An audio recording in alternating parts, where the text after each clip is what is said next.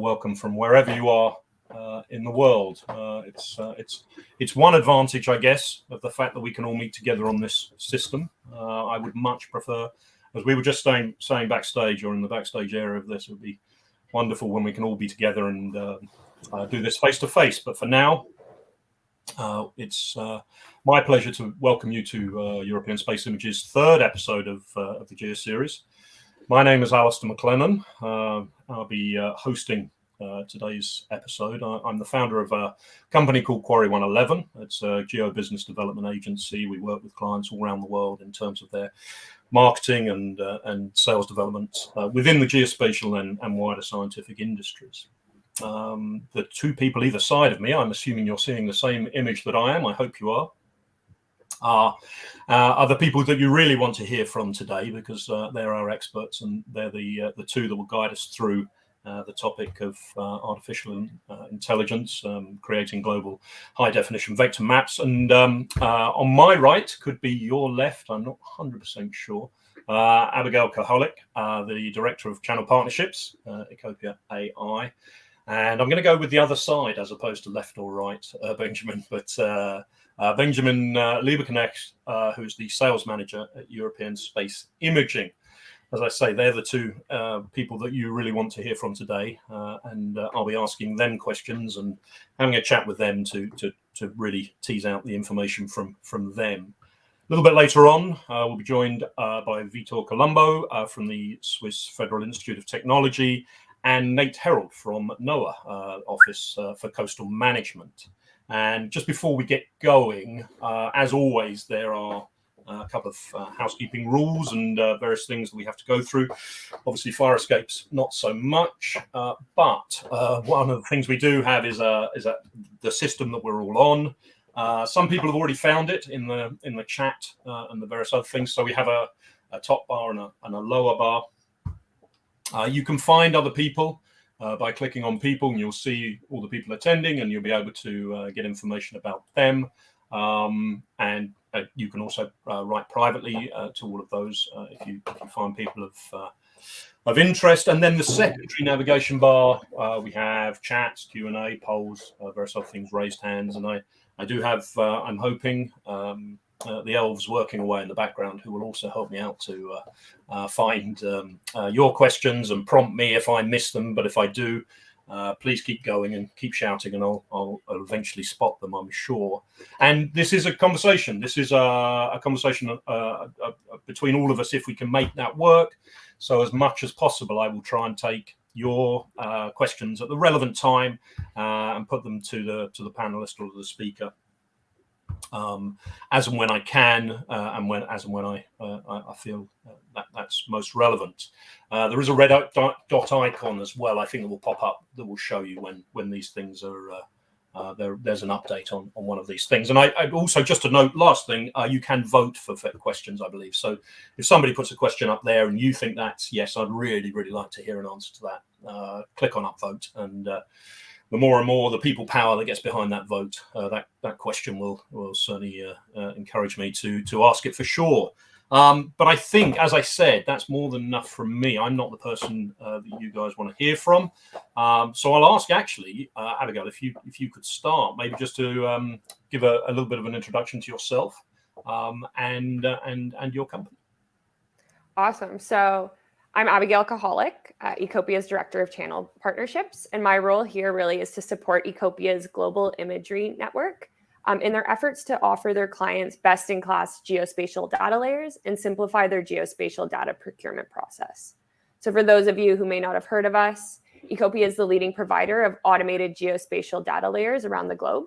For over 8 years, we've been using advanced neural networks to produce vector data sets that achieve the same levels of accuracy as a GIS professional while being delivered in unheard of timelines and affordable prices.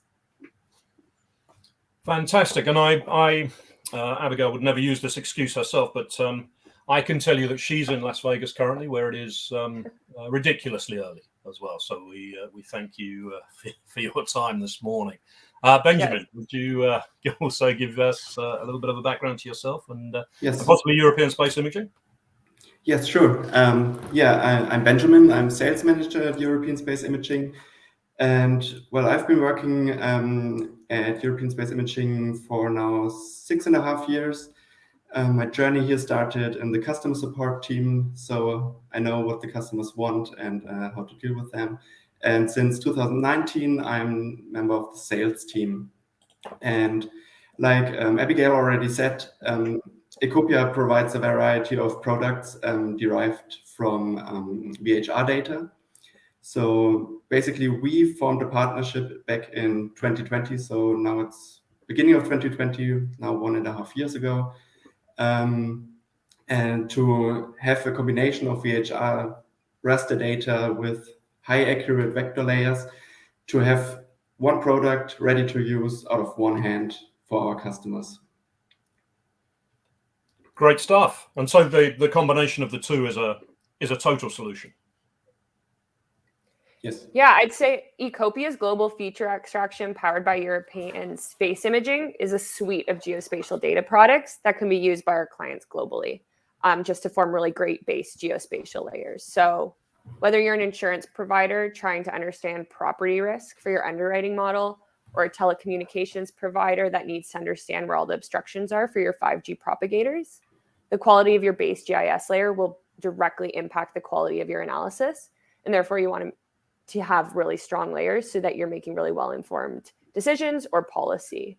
So using European Space Imaging satellite imagery or client-provided imagery, Ecopia is creating digital elevation models, 2D buildings, roads, and land cover, and 3D buildings, bridges, and trees to provide our clients with the best possible foundation layers. But I may have kind of jumped the gun here, getting really excited about our partnership.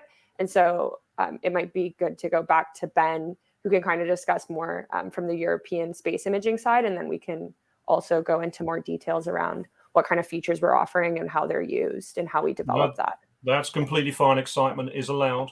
That's okay. We don't mind that. In fact, we encourage that. And I can see why. I mean, that's an exciting combination. And I guess, yes, to throw it back to you, Benjamin.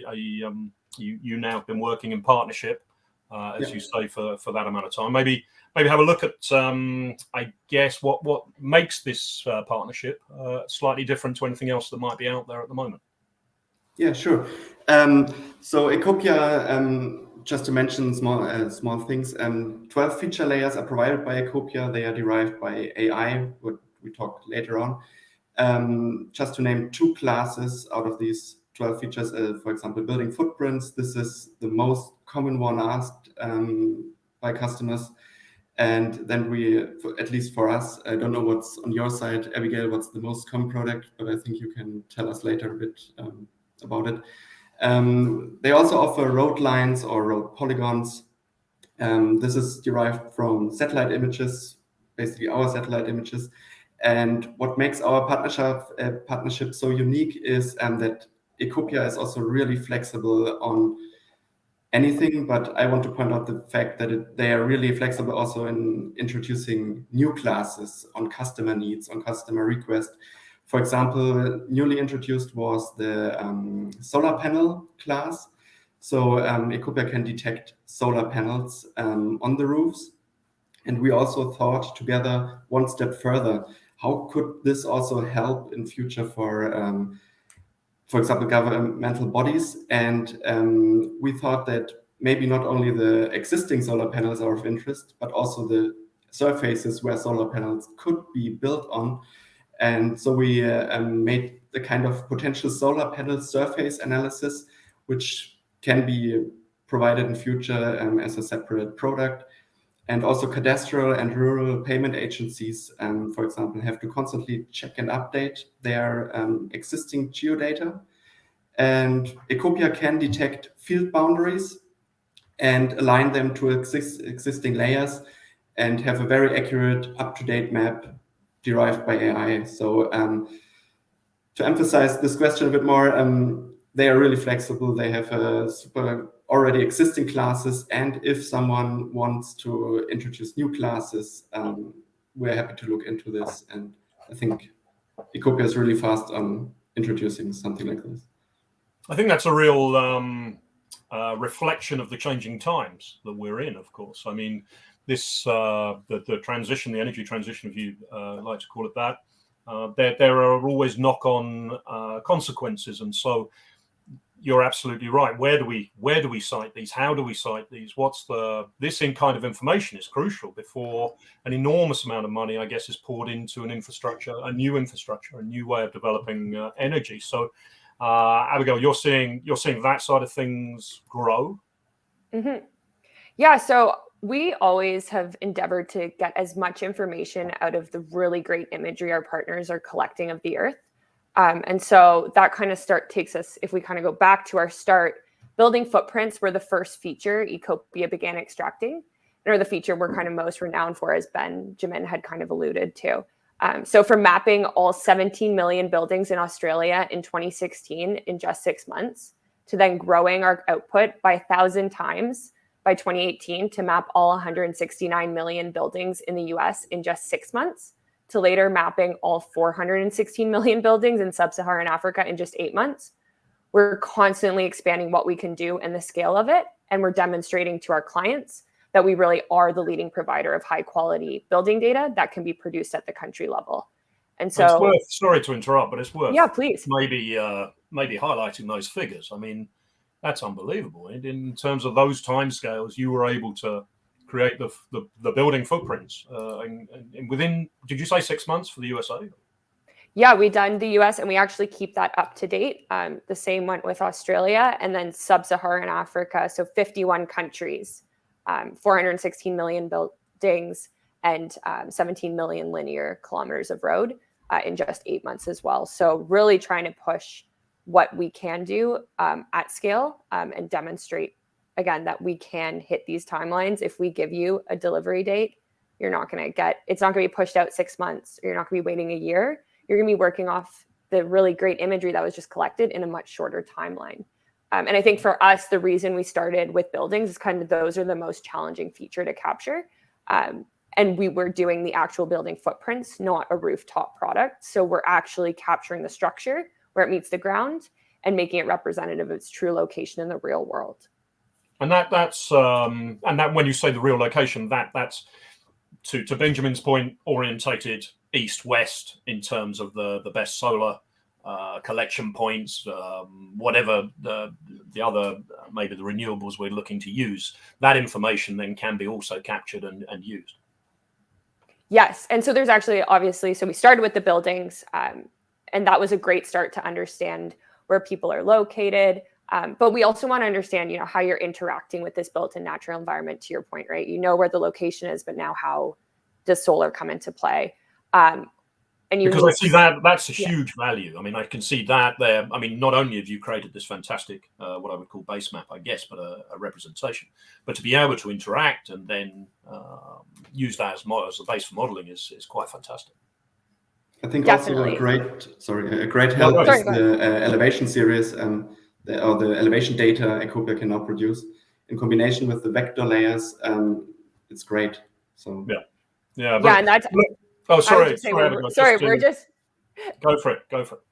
No problem. We're just saying we're super, to Benjamin's point, we're really excited now. So we've kind of done that 12 feature land use cover. So again, when it comes to solar, like understanding tree cover, roads, parking, but now we've moved into the 3D elevation extractions, and being able to offer this at a countrywide level is really exciting for us, because historically it's just been so labor intensive to do this at a high level of quality. It's never really been available there. And so since our world is 3D, if we can map it in this more realistic form, our clients are going to be able to further improve the precision and accuracy of their models, as well as the scope of their analysis. And again, just kind of because we're using AI, we're able to also just process these data sets at higher levels of accuracy. So if you give us a 50 centimeter image or a 30 centimeter image, your elevation model is going to be processed at that degree of resolution, just because we have that large computing capacity. So we're able to just use it at that level instead of having to downgrade it. I'm not even going to guess at the level of computing power that you have at your command, but you mentioned data there, and I want to move on to that. But just before I do, actually, I'd like to go to a question that has come in. Do you have experience in detecting agricultural field boundaries. Obviously, this is a big area at the moment in terms of supplying information to farmers and indeed monitoring what farmers do. So I wonder, do you guys have experience in that?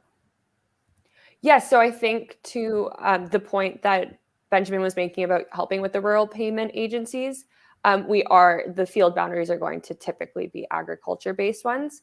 And so that would be identifying even ones that are a lot smaller than what's typically extracted right now, so below 1 hectare.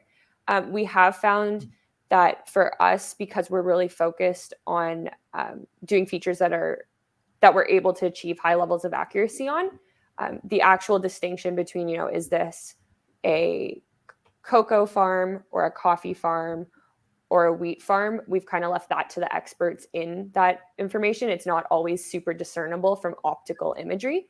So we can get you a really great base, and that's where we focus. We'll save you a lot of time by extracting those fields. So you're just going to be driving clients exactly to where that field boundary would be. And then people who have more experience in the actual further classification of the different types can go in and use that. And so the near real-time component, we're not a plug and play solution, but we definitely can deliver, as we kind of explained earlier, in these really short timelines. Yes. I mean, yes, real time is still beyond just about anybody at the moment, I would suggest. But yeah, that's fantastic. And those boundaries are going to be the key in terms of ever more accurate analysis. But I understand that, there are other companies that would do the classification of the products themselves. And I guess that sort of brings it back to you, Benjamin, in terms of most systems are only as good as the data you put into them. I won't use the common phrase that could cover that, but maybe you could talk us through then what's at the heart of this system in terms of the data that the system uses. Yeah, sure. So we as a satellite image provider, I would say, of course, take our data, like Worldview 3, 30 centimeter, or Worldview 2, or GeoEye. But basically, you can take any high accurate VHR raster data, can be from your own archive, ranging from drone data over aerial to 50 centimeter satellite data. If you have the data already in-house, send them, and then we and Ecopia will do a feasibility study if they can work on the data, and then basically the process is started. And what this means, I think, in terms of delivery times and what else you could use, I think Abigail, you can give a bit further details, because we then pass the data forward to Ecopia or Abigail, and she will then tell us how long it will take and so on. Mm-hmm. Yeah, so as Benjamin said, we as long as it's kind of 3-band optical imagery, that's what our algorithm's using to do its object detection. We can work off of it. Preferably, we're working off of data that has a resolution of 1 meter or better, and that's just because the level of detail you can get within that image is going to be a lot higher. And so since we're trying to really offer high quality vector data sets, we want to be using imagery that allows us to get to that level of detail. But if your accuracy requirements perhaps aren't as high, or you're looking just for a general picture, we can also be flexible. So to Benjamin's point, kind of just reaching out to your European space imaging counterpart, your sales support team, and they'll work with us, and we'll try to get a solution that best will meet the needs of what you're trying to solve. And I guess actually, again, another question that all sort of ties into this area, this particular point in terms of the data, you're looking at the client's area of interest. I mean, you're always working, I guess both of you as a combination will be working to bespoke, as the questioner has asked, I guess bespoke AOI's area of interests are possible on demand, which I assume they are too. Yes. I like short and to the point answer. Yes. That's exactly what we want. Exactly. So yeah, we can use your AOIs. Typically, there's no necessary limitation on the size.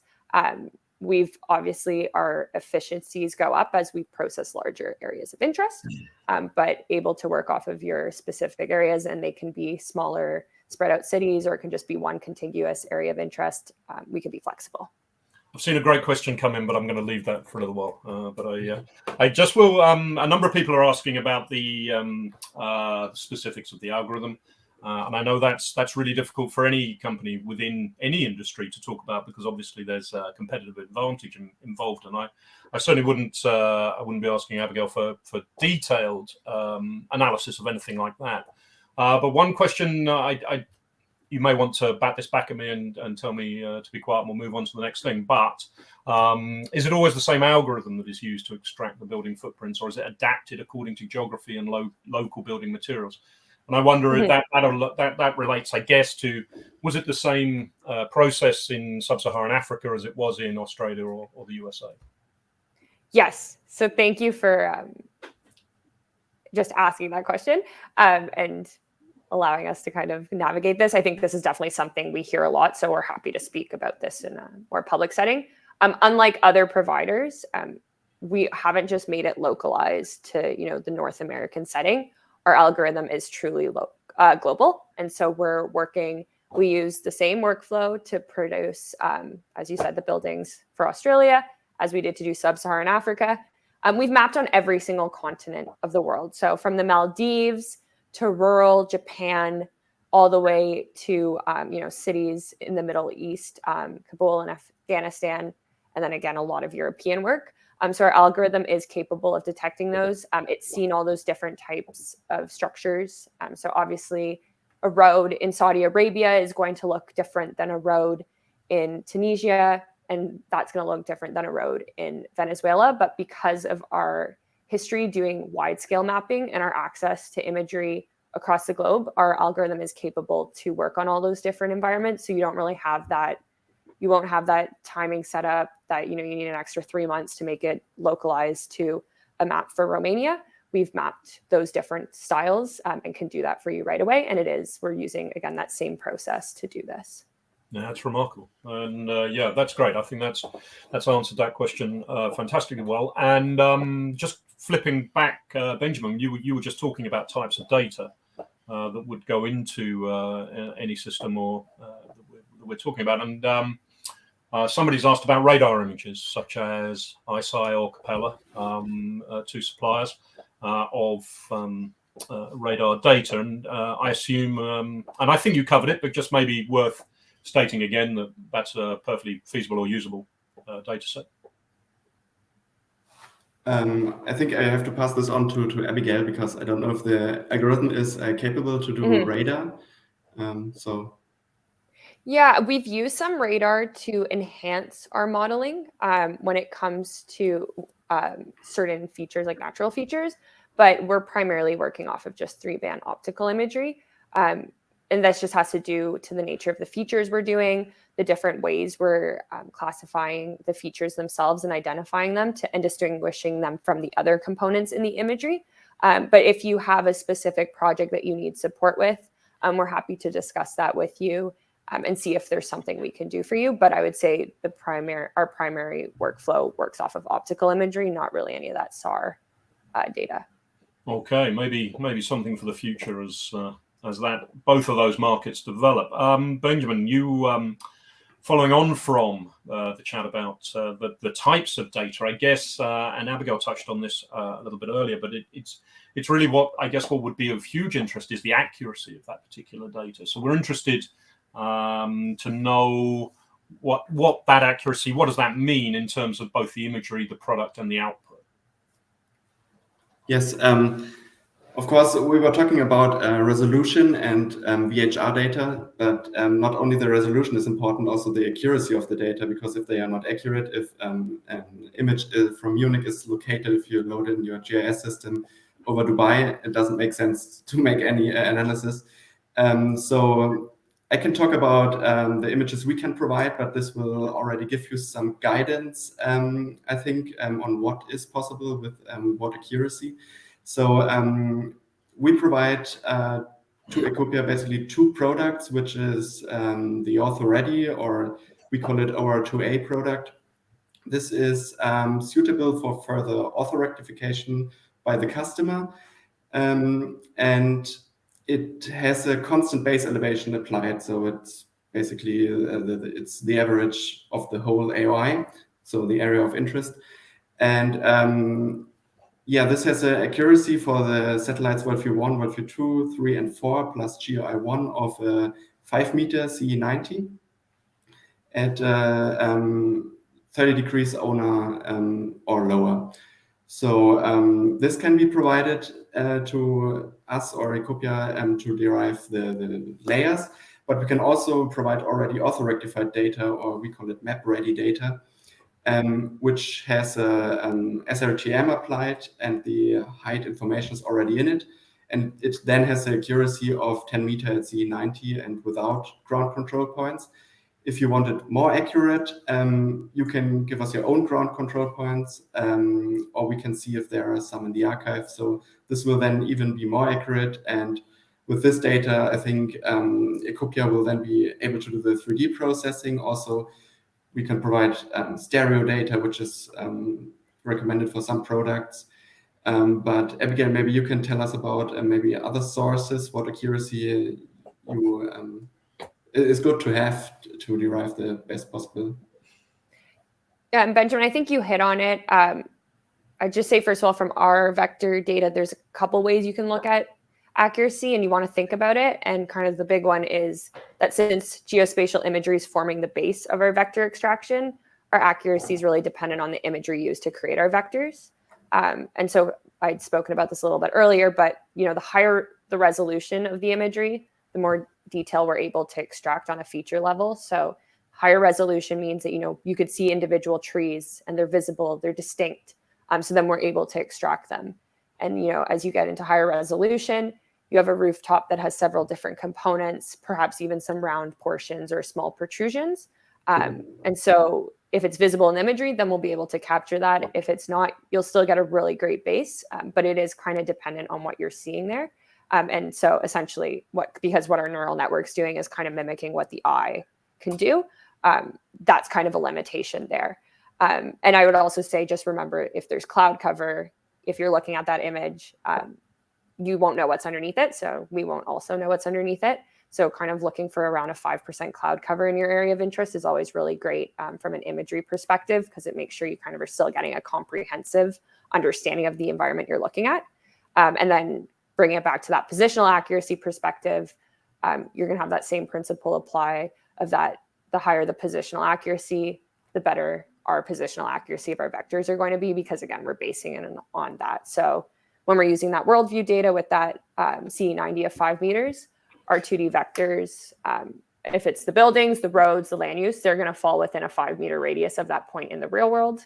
And that's kind of that's what, whether you're a manual team or you're using our AI, that's just a limitation of how you do this vector extraction. But we can use ground control points, as Benjamin had said, to kind of improve that if you need a higher accuracy there.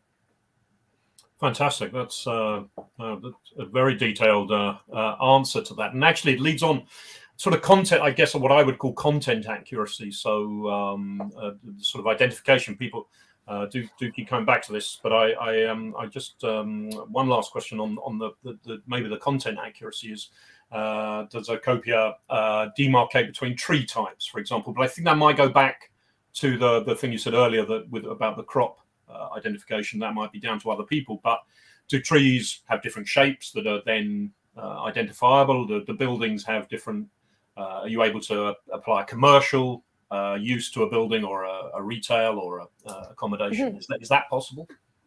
Yes, so we haven't, the deciduous tree classification, that's not necessarily something we've done. Just because, again, it's really hard to tell, like you're not really getting full leaf levels. So I guess if you had used leaf off imagery, you could probably just demarcate that. But then again, you're not going to get a really great footprint of the tree itself because there's the leaves off. So that's something, again, as you alluded to, we leave to the experts. But we can be doing some of that more advanced property attribution. So we can do some distinctions between residential and commercial. Wow. And how we approach that will depend based, again, on your accuracy requirements. So sometimes pulling in different types of data, creating our own kind of parcel layers again, and trying to attribute based on outside information, or, some people just have a general requirement to have, this is, as long as it's somewhat accurate and it's helping me improve from just the base I had, you could just do it based on things that are visible in the imagery. So kind of it's what the environment surrounding the individual structure looks like. Is there like a lot of parking around there? Is it really open? Or is there a lot of really large structures around there? So those industrial parks. So that would, I think we work really closely with our partners at European Space Imaging to, again, understand what you're trying to do with the data, understand the accuracy you need, and then kind of customize that solution as to how I guess we we're going approach it. from data to model to interpretation. So there are a number of steps, and a number of other organizations and experts will come in and at any time to enhance what we've already created, I guess, between these two companies. So I guess you both touched on some real world examples, and I think these are really the key of it. Obviously, you mentioned some of the housing mappings and various other things, but I think it'd be great if we could do a slightly deeper dive into some real world examples of this that you can share with us. To give Abigail a chance to have a drink, Benjamin, maybe you could kick that off. Have you got some real life examples you could share with us?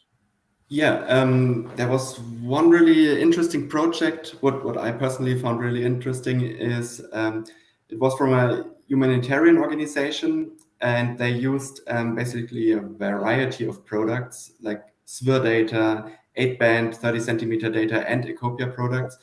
And they tried to do a very accurate change detection in the Middle East. There was an incident in 2016 where a city was attacked by ISIS.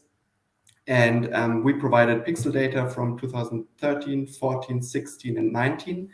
And Ecopia then, for each image, they did a classification for buildings, so the building footprint layer.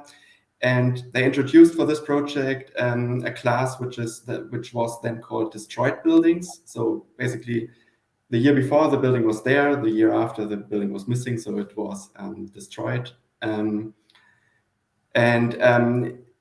They then created a heat map to see where are the most destroyed buildings, and this helped the personnel on the ground, so other humanitarian organizations, so they shared it within this consortium, to locate the help or the rebuild of the city and more accurate. So this was a really interesting project because they used all this variety of data.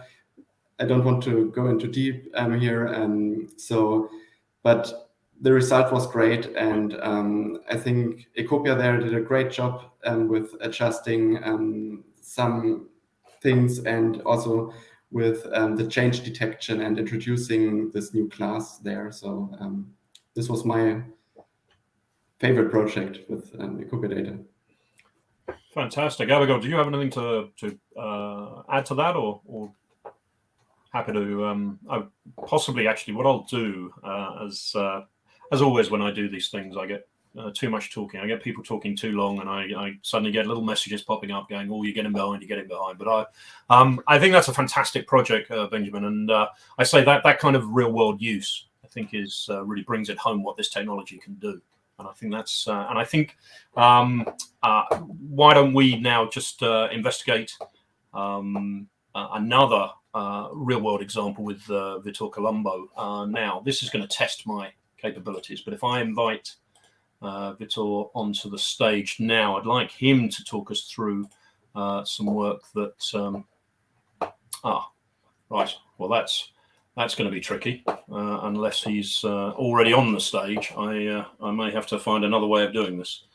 Let me try that one more time. Here we go. Fantastic. Well, Vitor, I'm delighted to see you. That was a worrying moment there for a second, but good to see you. How are you? All right? Hello, everyone. Doing fine, Alistair. Thank you so much. And congratulations to the speakers. This is really an interesting conversation, and I'm really happy to be part of it. Well, we're delighted to have you. It's fantastic. And I know you've been involved with some really interesting applications of this technology. And I wonder if you could give us a little bit of background and a little bit of an insight into your work. Sure. So first of all, I am an architect by training and currently doing a PhD at the Institute of Technology in Lausanne, in Switzerland.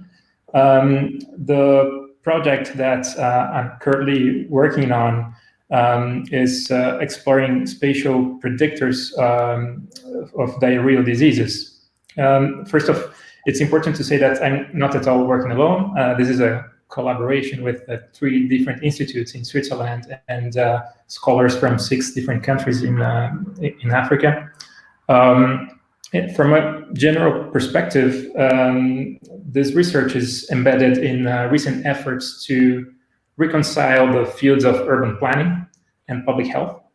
As you know, cities have become our natural habitats as humans, and it has become all the more important to understand the impacts of this habitat on our health, especially in situations where rapid urban growth and poverty generate spatial outcomes that threaten people's health. And well, what we call today urban health is a key societal change. More specifically, what we're trying to do with this project, it is a repeat to investigate spatial predictors of diarrheal diseases for 2 reasons. First of all, diarrhea remains one of the main causes of death, notably in sub-Saharan Africa. And the second reason is related to a gap in knowledge. So we know that poverty impacts the risk of disease, and notably diarrheal diseases. We also know that poverty has specific spatial metrics, as has been advanced by different studies. Notably, when we're talking about slums, they have very specific spatial metrics. So the question now is, can we use these same spatial metrics themselves as predictors of diarrhea directly? And this is a general hypothesis that we're testing in the case of the study. And this is where actually data from Ecopia becomes very interesting, because what the study is doing is essentially to map where a disease happens and to confront it with settlement data. We're talking about the built environment. So because we're working in African cities, more often than not, we don't have access to updated data on the built environment. And this is very important for the study because we need to align the health data with settlement data and to be sure that these have the same dates. And it would, of course, take a lot of time to manually map out the built environment and to have, tools or a product that allows to rapidly extracting building footprints that give the urban pattern, and to be able to use it as an input data and confront it to the health data allows us to study correlations, eventual correlations between these 2 variables. It's a fantastic, project, and while you're talking, of course, you're also building on the history of GIS. You're building on the history of spatial analysis. I mean, all the way back to John Snow's cholera map in East London, where very similar methodology, I guess, was between the built environment and people's health, and how mapping was able to solve that incredible risk to people's lives, which sadly still exists today. And there's this incredible connection between how we live, where we live, and our health. Exactly. Space is a determinant of health, directly or indirectly. Depending on how the space is planned, we may be more or less exposed to health hazards. Indirectly, maybe there is a certain types of space that induce a certain behavior that is a risky behavior, or directly, if you won't let a high-speed road next to a park where you have kids running around. So space is a health determinant, and we need to understand that. And it's good to be able to analyze to more in depth, to extract new metrics through remote sensing, for instance, that we can use to predict risk of diseases. Fantastic. I think I could probably talk to you now for the next day or so, but I don't think anyone would thank me. But I'm fascinated by what I also guess one of the big outcomes is not just to fix people now or help people's lives now is with the planning, and that this feature extraction, this capability should be used in terms of planning as we go forwards when we become an ever more urbanized species. That this could be the one of the first places we start when we're planning the next town, the next development. As an architect and urban planner, I'm really seduced by this product because in the past few years, I've collaborated with an NGO in São Paulo, Brazil, to map favelas, slums. And we know the first thing you need when you want to do urban planning is reliable, updated data. And even in relatively wealthy cities like São Paulo, this is more often than not available, especially in informal settlements. So when you want to do, let's say you have a slum upgrading project and you want to intervene in these places, where do you start? You need to know where people are, right? You need to know how many houses are there, have an estimate, a demographic estimate. You cannot demand if you don't have these very basic data. But however, this is often the case. These projects often start without any reliable data. So they are often not dimensioned well. And worse than that, these projects, they may have unexpected social impacts, because you're building where a lot of people is living, so you might need to remove a lot of people. And in fact, this happens a lot. Displacement comes with urban planning in the South, unfortunately. Sure. However, having updated data, like for instance, a more precise, a more accurate description of the built environment that allows not only to have a simple description, but also demographic estimates like World Pop Group is doing from Ecopia, by the way. This is crucial for any planning application. It's fantastic. What I love about that is it just really shows sometimes we can all become a bit focused on technology, but here's a real world.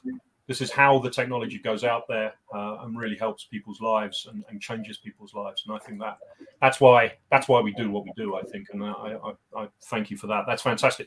Vitor, thank you ever so much. As I say, I could ask you questions until tomorrow now, but unfortunately I have to move on. But fortunately, I'm able to welcome Nate Herald to the stage as well. So I can thank you, Vitor. Sorry, technology problems again. I'll get there. Here we go. And again, looking in the real world and how this technology and data is used. Nate, do you have a camera, Nate, or should we just listen to you? Well, oh, there we go. There we go. Ever so much nicer to see you. And thank you ever so much for joining us. It's I believe you've been with NOAA for a number of years now, and you're working within national land cover mapping and the monitoring activities. But I wondered if you could, just tell us a little bit more about your involvement with the technology and how you guys are using it. Sure. So thanks for having me. The work that we do within NOAA is kind of under the umbrella of our Digital Coast effort. And specifically, the land cover mapping that we do is part of our Coastal Change Analysis Program, or CCAP. And this is a pretty long-standing product line for NOAA. We've been producing land cover products since the mid-90s, utilizing primarily Landsat imagery historically. But as you can probably imagine, in seeing some of the great data sets, imagery that are out there, the advances in terms of classification algorithms like that, which Ecopia has been discussing, and more data becoming available, we've had a lot more demand for more detailed products than what we've been able to produce in the past using Landsat. And what we've really started to find there is that technology, the improvements in the technology, the amount of imagery that's available really has started to make faster, cheaper, better possible. I say that, but I'll put a big caveat in it, in that, one of the things I like to caution folks on is that faster does not mean fast. It's not necessarily instantaneous. Cheaper does not necessarily mean that it's cheap. I think what we've found within NOAA is that producing the high resolution products certainly is still more expensive than what it would cost us to produce the Landsat based data, even with all of those improvements. And that better isn't necessarily mean that it's perfect data, at least not if you don't put that work into it. And one of the things that we've really thought about over the past years is whether we really continue to produce those Landsat-based products or start to move more and more into that high resolution realm.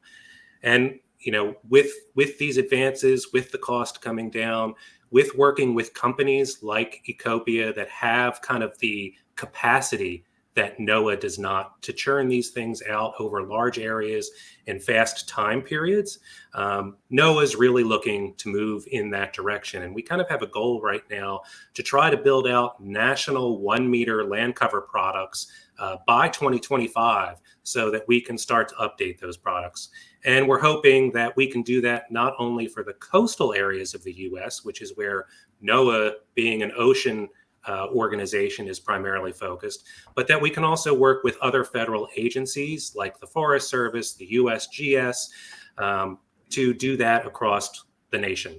And, I think if folks kind of have in their mind the concepts like we were talking about earlier, more detailed impervious classification, being able to see the trees within those areas, it shouldn't be a stretch to really think the next step through about how much better that type of data would support improvements in hydrodynamic modeling, stormwater management, flood risk assessment, urban forestry issues, which have not only stormwater impacts, but impacts to heat and equity of heat in terms of what populations are being impacted by that.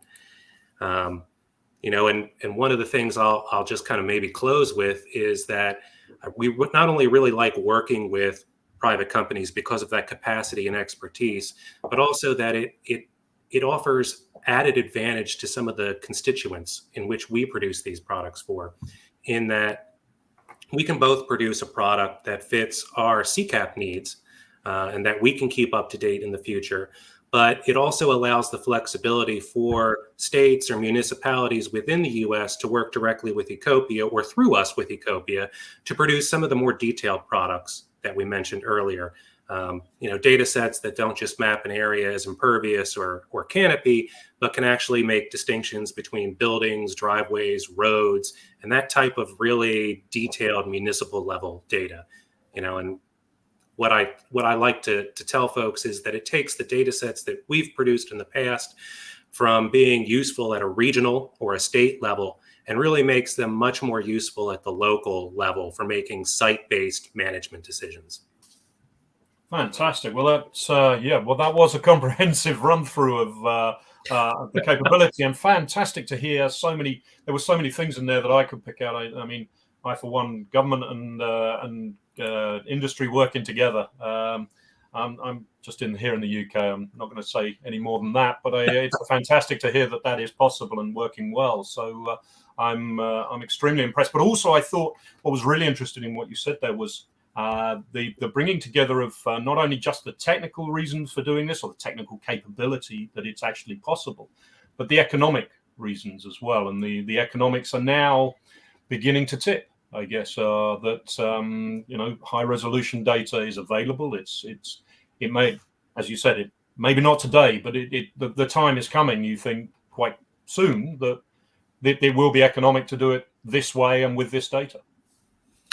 Yeah, I think so. Like I said, we've got kind of a little bit of an audacious goal of trying to get those products churned out in the next couple of years. But I think it's definitely doable if there's enough interest in funding there to support it. While those products are more expensive than what our Landsat-based products have been in the past, it's not that much more now. I probably couple of years back made the prediction that we were about 5 or 10 years away. And, lo and behold, a year and a half later, I was back to the leadership within NOAA saying, you know what, I think we can actually start moving in this direction now. So there's a Moore's law of satellite data that it doubles every year or so. But I take your point, and that I think that resolution point is going to be key, because I think then you went on to touch, which I think is crucial, is the use of these data products and the use of how you're going to put them together, and that the fact that you are going to need to see more. You are going to the planning of as you say, waterways, and if flooding increases, if forest fires that we see more commonly, that kind of planning is going to require better data sets, better information, better models. Yeah, and a lot of the folks that we work with in the States are really interested in making decisions about things that are happening at the local level, site-based decisions, and they really can't do that very well with 30-meter land cover data. Agreed. Understood. Well, that's fantastic. I'm just quickly looking at the questions coming in thick and fast, which I of course have let build up now, and it's quite interesting actually. You said somebody's asked what's the lead time for an error, and I think Abigail touched on that a little bit earlier in the remarkable scale that you can. But you also touched slightly on, and I think somebody has asked this. I mean, do you do some work after the manual digitization team? I mean, do you guys do work? Does Ecopia help you with that work? How does it work after the initial model or the initial run? Yeah, so Abigail mentioned some of the experts that they leave a few of those decisions up to. NOAA fulfills that role in some of those instances. So when we work with Ecopia, we are very focused on the impervious surfaces, the canopy surfaces within those urban areas, and kind of a generalized land cover, kind of part of their standard product line. What we then often do is take those data sets and do a little bit of refinement to add in some of the additional categories that we typically map as part of CCAP. So we make some distinctions about cultivated features and pasture features. We also add in a number of wetland categories, which are of particular interest for us. Understood, and that's a perfect example of what Abigail was talking about, where the incredible amount of knowledge and expertise within NOAA now comes to play on the model, and it just enhances it, increases its value time and time again. Fantastic, Nate. Thank you ever so much for your time. I really appreciate that, and I think everyone else here got a wonderful glimpse into the work that you guys are doing over there and how that's improving. So thank you so much. Thanks for having me. Pleasure. Okay. As always, time's racing by, but two fantastic. I think both Abigail and Benjamin, you would agree, two fantastic insights there into how your technology, is changing people's lives. No, we really appreciate both Victoria and Nate coming on to discuss how they've worked with our data and give people some real life applications. And I think he just touched on that, and that question was there, that in a the ideal world, the program would be 100% accurate. We would just feed in our data and get the information back that we want and need and what have you. But I mean, again, back to the question that was asked in the panel: is there a degree of manual work that needs to be done for every client, or does that vary in terms of the application that we're talking about? So I guess this is kind of like a twofold question, and just trying to be cognizant of time, I'll try to answer as quickly and thoroughly as possible. And so if anyone wants to speak about this later in a breakout room, please feel free to join us there. So I will say what our advantage is, when you're using our data compared to potentially other automated softwares or solutions, is that when you get your layer, it's going to be ready to use. So you're not going to be doing that. You're not going to get a data that's, like, you got 50% accuracy, you flagged some stuff, and then all the time and cost savings you just achieved by using automation with us, you're going to lose, because now you have to go and correct all the data. And so for us, the reason we're able to do this so quickly, accurately, and effectively is because we do have a really, really strong algorithm, but we also do some quality control on everything we deliver. And that's just making sure that we are really hitting that promise to you that the data we're delivering to you is ready to use. And I think kind of bringing it back to that 100% accuracy, it's just really important to acknowledge that the same way that a human isn't correct all the time, there's no way for a model to be correct all the time, right? Anyone who spent time digitizing a map understands the complexity and ambiguity that's inevitable and that arises from doing that work. So the real world isn't easily codified, and the built and natural environment are unpredictable and inconsistent. So I don't think it's really possible for anyone, whether you're a human engineer or an AI engine, to guarantee the results you're delivering are 100% accurate. Because, for example, Alistair, you and I could both be looking at the exact same image and have the exact same definition of a feature, but the way we interpret the pixels could be different, right? And so I think that's the nature of remote sensing data. And so what our AI is really focused on doing is getting you a really great layer that has high accuracy levels, but is still delivering on that speed and time. And I think we've come really close to getting the best accurate. But again, there's also diminishing returns that come with trying to strive towards that 100% accuracy. And so those additional 0.5% and 1% as you get closer to 100% are just a lot more work than making those jumps from 40 to 60%. And so depending on clients' budgets, I think most of the time it doesn't even make sense to strive towards that 99% accuracy. And I think this I guess that comes back to something we touched on in Nate's presentation, was the economics, not just the technical capabilities, which I think is a running theme now. The technical capability is unbelievable. To me, it is. You know, I'm old. I find this stuff incredible. I find it remarkable that what you guys are able to do, but also that there's an economic tipping point.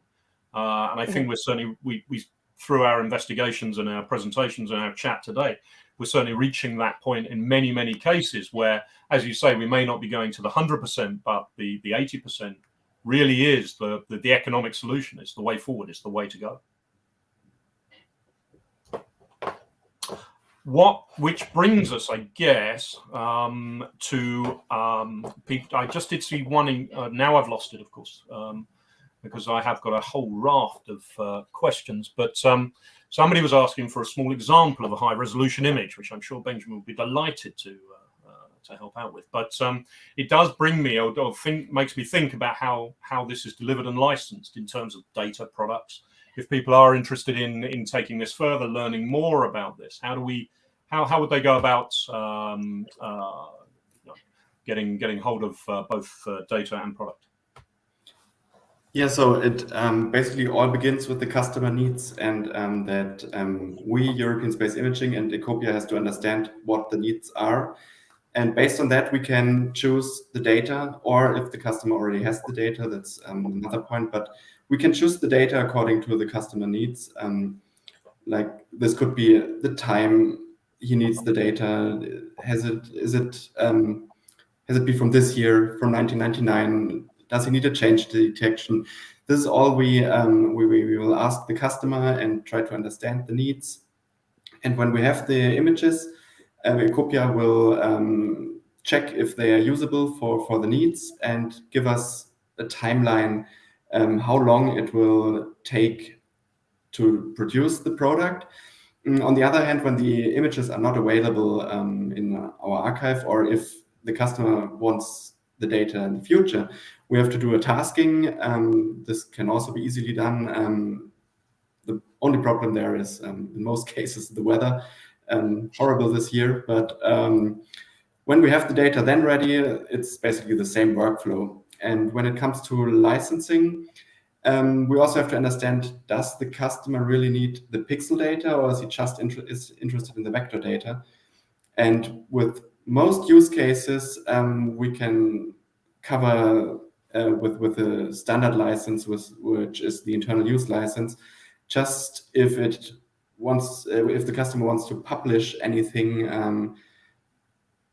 outside his organization, he will need a special license, at least for the image part, and also for the vector part derived by Ecopia. But most of the cases are covered with the standard license, as many companies need it for their internal needs and internal analysis, and the rest is then straightforward. So, but according to delivery times, I think Abigail can talk about Ecopia delivery times, and yeah. Mm-hmm. Yeah, so I think since it's a good idea to just remember that, we're using AI to create this data, so our production timelines aren't really linear. Most of our clients are used to receiving timelines based on the amount of hours a manual team will have to spend creating the data. And so since there are never infinite engineers able to do your data extraction, means that kind of as you grow the size of your area of interest, the timeline for delivery will grow at that same rate. So you double the size of your AOI, and then you can kind of double the length of time it'll take for your manual team to create that data for you. And so again, coming back to the fact that we're using AI, our production timelines work differently than this process. So the first thing to keep in mind is that whether we're extracting 1 kilometer squared or 1 million kilometers squared, the project will be subject to the same pre and post processing workflows. So as the project grows in size, the speed at which we can deliver the data to our clients will grow. So just a quick example, Ecopia mapped all the buildings and trees in 3D across all 500 kilometers squared of the city of Perth in just 2 weeks. And, that's unheard of. Historically, that could have taken between 6 months to 12 months to do. But in 3 weeks, we also mapped over 1.2 million buildings across 10,000 kilometers squared for the entire country of Lebanon. So, you had a city scale project at 2 weeks and then a countrywide at 3 weeks. And then the second thing to keep in mind is that our clients keep us quite busy, which means we're super fortunate to always have projects on the go. But that means that our capacity isn't just kind of open and just ready to be plugged into right away. So when it comes to project deadlines, we have to sometimes bake in a little bit of extra time to allow for that flexibility of scheduling, again, just to account for that pre and post processing workflow. But I think the key thing to keep in mind is that our goal is to get you the information you need in a timeline that ensures you're working off data that's really relevant and recent to you. So if you're an insurer who needs real-time results over an area that was just struck by a hurricane, you can prioritize that delivery and turn it around in a matter of days. So the best thing to do really is to reach out to your European space imaging representative and let them know what you need, and we'll always do our best to accommodate that. The numbers are still amazing to me. I mean, an entire country in 3 weeks, and having lived in Perth, many things take a long time there. So to do it in 2 weeks, amazing as well. So unbelievable. I say the numbers that keep coming out of this technology and the data partnership is remarkable to me, and thrilling, if I'm honest. And incredible how both European Space Imaging and Ecopia, I mean, just incredibly busy you sound as well at the moment. There's an incredible demand for these services and a real need for them out in the wider world. Fantastic. Okay, I did want to just try and get through all of the questions that I think I've managed to do a few, but so in no particular order, I will try and get through, and either of you feel free to shout out. And can you give a bit more insights on the methodological approach? And I'm really pleased I managed to get through that word, on which is based the Ecopia algorithm. Now, of course, as I sort of teed up a little earlier, obviously the details of the algorithm are yours and jealously guarded as they rightly should be. But I think you've given a very. Could you just give us a brief recap of that methodology, so that people are really clear from start to finish, just the various stages? So this is again something we're happy to speak more to on a direct basis. I think just based on what I'm understanding their question to be, I think this would be something that we wouldn't fully disclose to them. But we definitely appreciate their interest and curiosity here. I think people, certainly in a fast developing world like this, competitive advantage is everything. And of course, the capabilities that people have developed have taken many, many years. This, I think, is probably my favorite question, and sort of was in the back of my mind as well. And I guess it's again to the partnership of you two.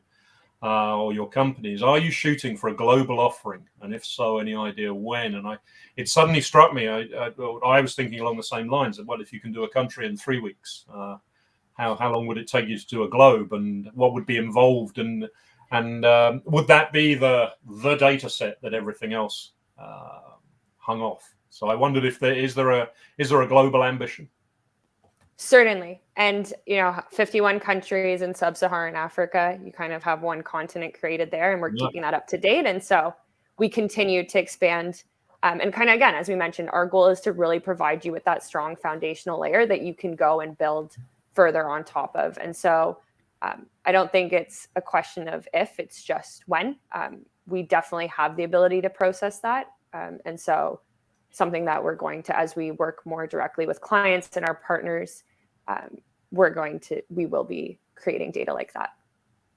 Yeah, basically from our side, we are ready. We have the data available, a global mosaic, and Ecopia can start processing. Right. So it's all on you, Abigail. If you could just get on with that, that'd be great.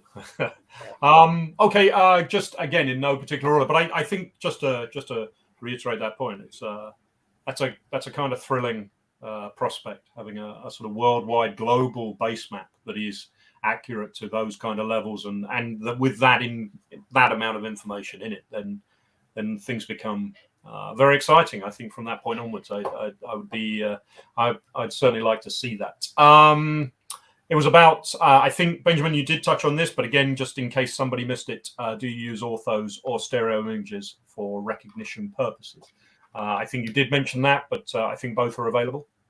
Yeah, basically, depends on customer needs. The customer can use orthos, stereos, or also author-ready data, which he can author-rectify himself. So depends on the needs. That's what I would say.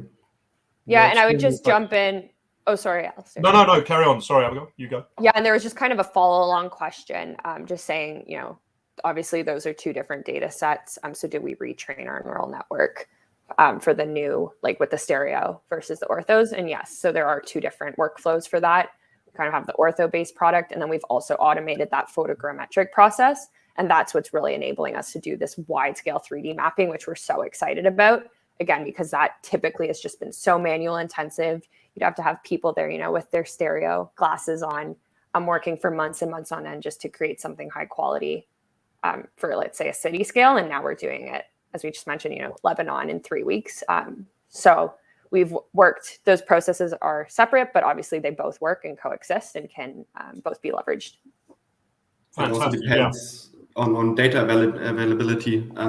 So if there's no stereo from the time the customer needs, well, then we have to move to orthos. I think it's good to have the flexibility to use both products, and depends on delivery times or the customer needs. It's also adjustable there.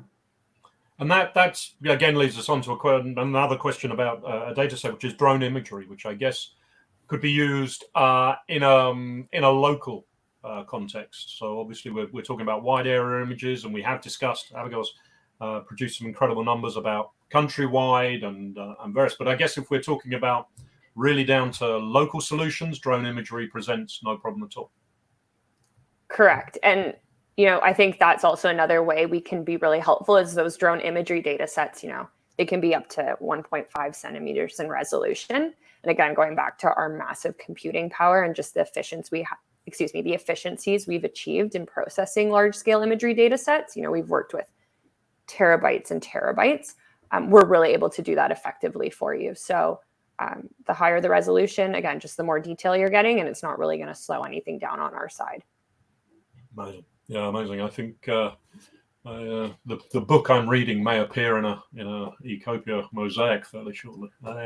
Okay, so global mosaic. I was just reading at what resolution, but I guess we've sort of covered that. It pretty much depends on which data we put in. I don't think we're going to cover the globe with drone data. That may even be beyond all of us, but certainly 1 meter resolution. That's what we're shooting for. That's what I expect to see. I expect to see it soon. So I'm going to come back to both of you after this. So the global mosaic we are providing is from 30 to 50 centimeter. Sorry, so both products are available. Well, there you go. Even better. Yeah. And I expect it even faster. One question about OSM, I guess, is the OpenStreetMap data. do you use OpenStreetMap data to aid in your feature identification? No, we don't use any OpenStreetMap data. I think OpenStreetMap data is an excellent tool for academics or people who are just getting into GIS systems and want to kind of play around. But again, that data is it's created by really by people who are really generous and want to give their time to mapping stuff, but they aren't necessarily professionals. The data is not always kept up to date. And if you've seen OSM data, if we were to use it within our system, we'd have to re-release everything. So that just doesn't work within our model. But we've just found that data also just doesn't meet the recency, the completeness, and the accuracy requirements our clients need. So our process is completely separate from that. Understand. And I 100% echo your praise for that particular product. I think it's when it first came out, I think it changed things. It really did. And I understand the commercial side that it wouldn't possibly stand up to scrutiny that you guys would need. But I'm with you. I think what a remarkable data set that is, and what a remarkable product of people's efforts and ambition. I've never failed to be impressed by it. That's for sure. Just quickly on a couple of other points. Somebody's interested in any features that you have difficulty extracting. Water bodies, coastlines, anything that possibly the algorithm or your Ecopia.AI struggles with, or the data indeed struggles with. Definitely. So I think water bodies are just a standard category within our land use layer that you can procure from European space imaging, something we're doing very well. And coastlines, obviously picking up those coastal areas. We're doing a lot of mapping with NOAA there. So we're able to be used by water authorities, and a lot of our data is also used for the impervious surface modeling. I also saw a question kind of about the individual trees and creating those. And so again, that's something, as long as it's visible and discernible in imagery, we're able to pick it up. I think the key idea is obviously you're using artificial intelligence, which means you have to set up some parameters. So if you can't really distinguish something visually, then it becomes challenging to automate. But there are a lot of features and a really great foundational layer that we can create that include, again, those water bodies and trees that I've seen in the question section, people asking about our capabilities on. Yeah, I think you're going to be, if you have got time to stick around, I think you're going to be quite busy with questions if in the lounge afterwards, because I think people, I mean, you both of you have really sparked people's imagination and interest, and I'm sure there will be questions galore afterwards. But I guess we're sort of coming to the end of our time up on stage, and it'd be fantastic if I could give you a couple of minutes each, I guess, just to maybe look to the future, maybe to think we're here. What are we? 21. It's been a peculiar couple of years, I suppose, for everybody. Hopefully, things will go back to normal, and we'll all be in one room the next time we have this chat. And I certainly look forward to that. Hopefully in Las Vegas, who knows? But it would be great wherever it is in the world. But I wonder if the next time we meet, where do you think we will have got to, both on the data and the product side? Let's have a little bit of a moonshot on both sides. What do you think? Alistair, I think you. Oh, sorry. Ben, do you want to go? No, you can go ahead. This is the other problem with being online. But yeah. I would just, again, I want to thank everyone for your time and coming to join us and to learn more about what our partnership can offer our clients. We really appreciate you spending the time to learn more about our offering. And I think, Alistair, you kind of hit it on the head when you started speaking about Moore's Law, right? The growth that we're seeing now is exponential. So, and even Nate hit on it, he had predicted within 5 to 10 years, this kind of base land use information would be accessible at scale. And a year later, he was able to see it. So I think, I know that AI is used, that term's used a lot in the media. And so there's some skepticism around it, but I think we really are pushing the barriers now of what can be done. And in the coming 5 years, that real digital twin is going to be possible. And it's going to be what we're basing our data off of. So we're just really excited to continue to see it become more and more feasible to pick up so much information and really move towards that metaverse. I think you just touched on a very important point there, is taking people with us. This industry as a whole, we can't operate in a vacuum, and we really do. We've moved, certainly my point of view is we've moved ever so much nearer to the public, if that's how we want to decide, and that how they view AI, the term AI, I think has also softened. I think has also changed, and maybe where once there was fear, there's a lot more understanding. Do you think? Do you see the same? Do you see people becoming more, maybe not in our industry, but outside our industry, becoming more accepting of the technology?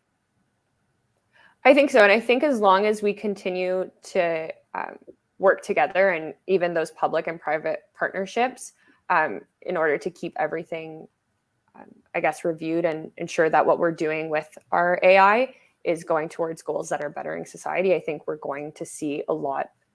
We're going to see a lot of improvements in how we operate, even just to Victor's point about being able to just offer better access to people that were typically overlooked.